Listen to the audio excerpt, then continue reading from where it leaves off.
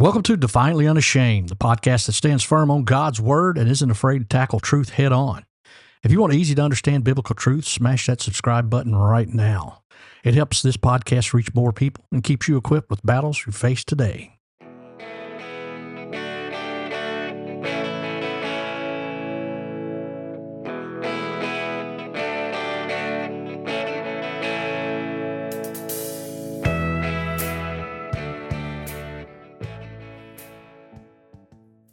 When I hear a pastor or a Christian say, we shouldn't support Israel, it tells me a lot about where they are, where their faith truly stands.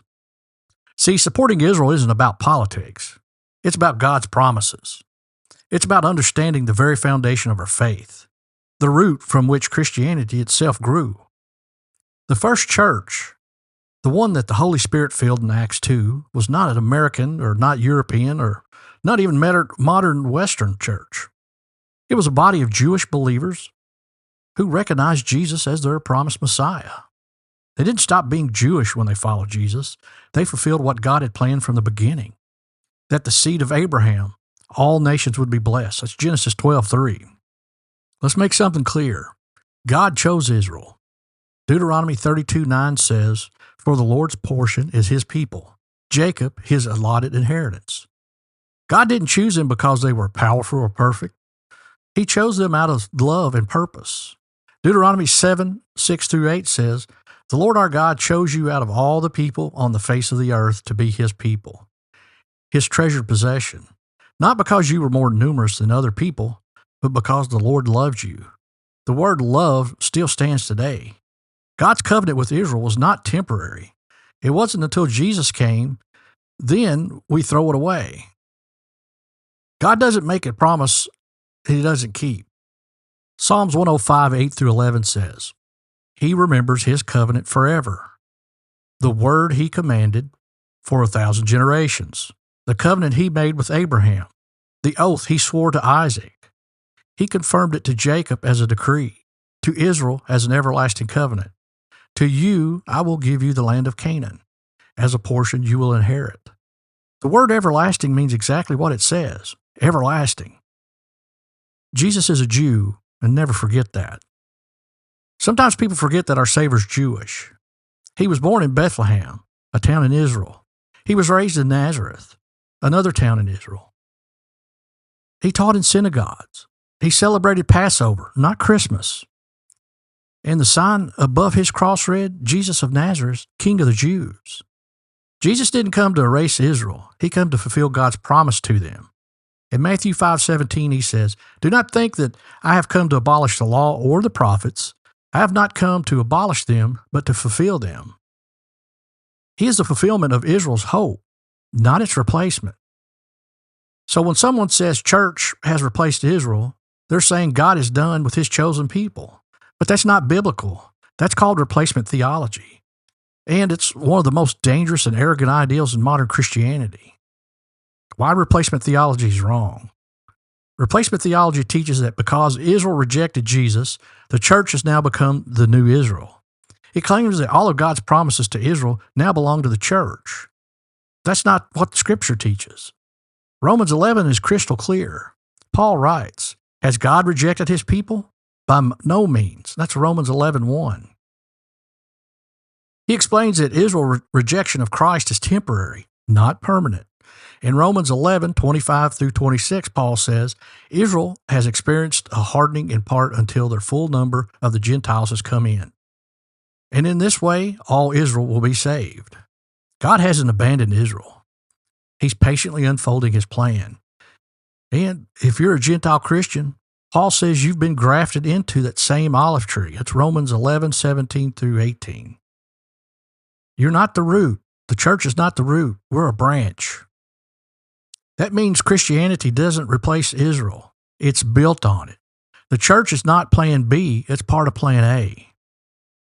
The land promise still stands. God gave the land to Israel, to Abraham and his descendants forever. Genesis 17:8 says, "I will give to you and your offspring after you the land of Canaan, for an everlasting possession. I will be their gods." Notice again, everlasting possession. If God says everlasting, he means everlasting.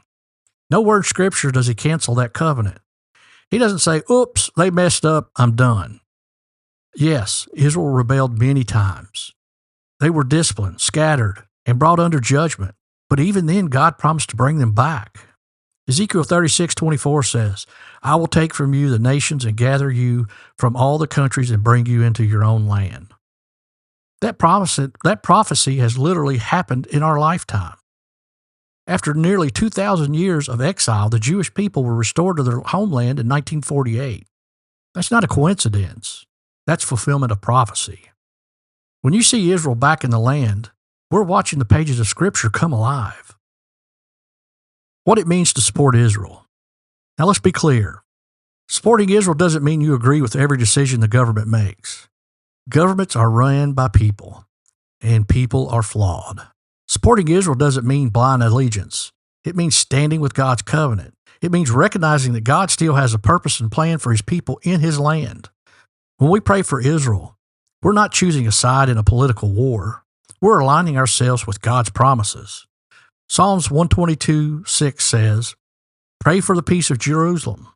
May those who love you be secure. That's not a suggestion. It's a command. Genesis 12:3 says, I will bless those who bless you.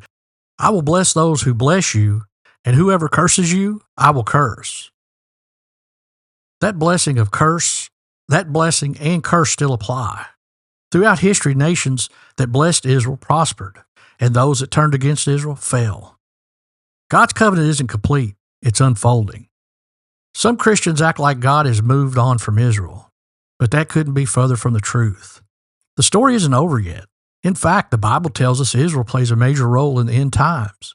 During the tribulation, the focus of God's plan returns to Israel. The Antichrist will rise and make a false peace with them. That's Daniel 9:27. Then he will break that covenant, desecrate the rebuilt temple, and unleash persecution like the world has never seen. But God will protect a remnant. Zechariah 13:9 says, This third I will put into the fire. I will refine them like silver and test them like gold.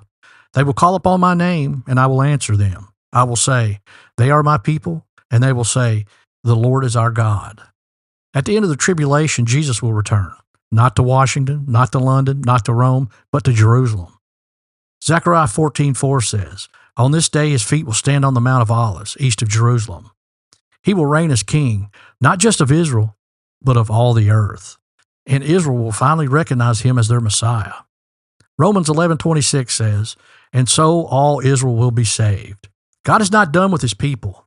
His promises are unfolding exactly as he said they would. Why this matters to the church?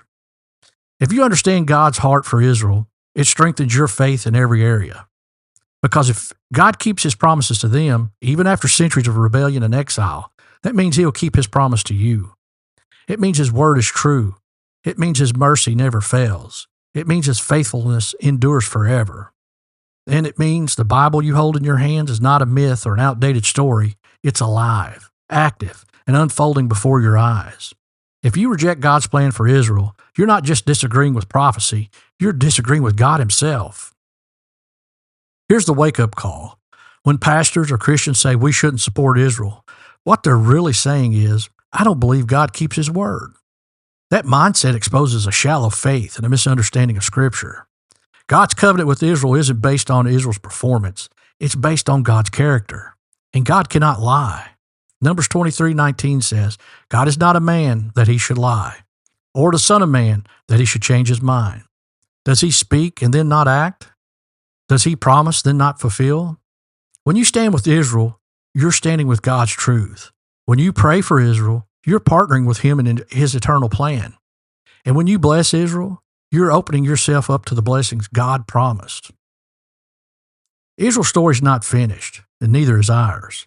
God is writing a grand narrative that leads to the return of Christ and the restoring of all things. We, as a church, are called to love, pray for, and support Israel, not because of politics, but because God's unchanging promises. We do not replace them. We do not compete with them. We join them as one family of faith under one Savior, Jesus Christ. Hey, thank you for tuning in to Defiantly Unashamed. If this message stirred you, Share it with your friend and help wake up the church to God's truth. Don't forget to subscribe so you don't miss any of our weekly truth drops, where we take on culture with courage, clarity, and conviction. If you want more, make sure you check out our webpage at battlearmor.org. And remember, don't be ashamed of the gospel. Be defiantly unashamed.